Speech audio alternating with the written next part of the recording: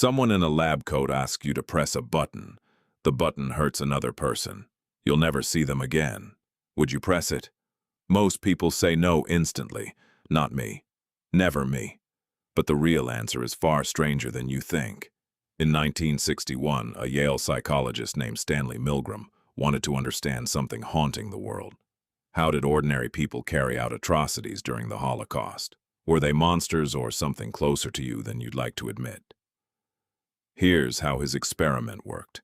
You're told you're helping a memory study.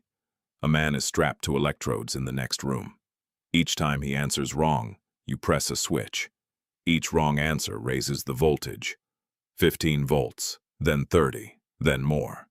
The labels climb toward one marked only with two ominous letters. XXX. He isn't really being shocked. He's an actor, but you don't know that. As the voltage rises, he groans, then bangs on the wall, begging you to stop. Then silence.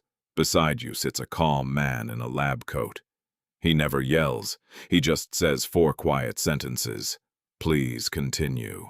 The experiment requires it. It's essential. You have no other choice.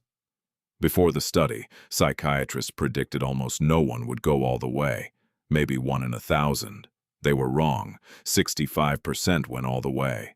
Teachers, clerks, ordinary people pulled forward one small step at a time until they reached somewhere they never intended to go.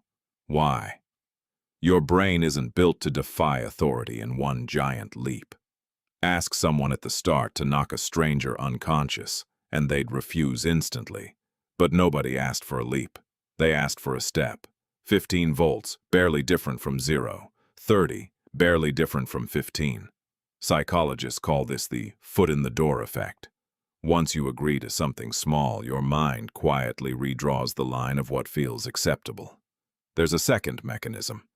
Milgram noticed that people who felt like they were just following orders, not making the choice, went further than those who felt personally responsible. Your brain has an escape hatch. If someone else seems to own the decision, you can hand them the weight of it.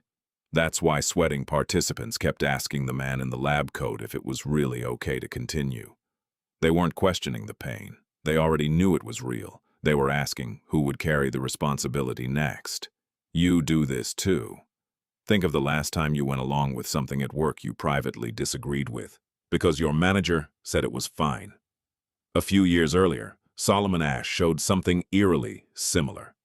He asked people to judge the length of lines, a task simple enough for a child. He surrounded each real participant with actors instructed to give the wrong answer aloud.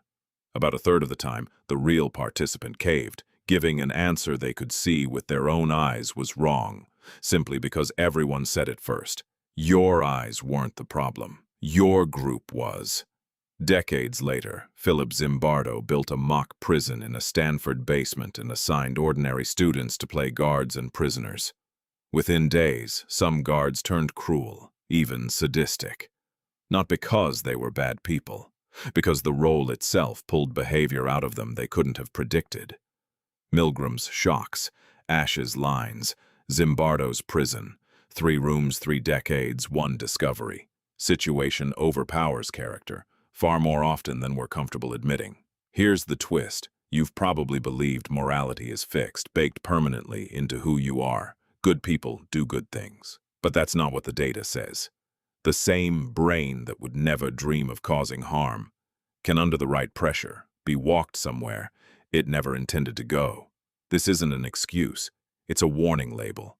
Because if you think you're immune, you're more vulnerable, not less.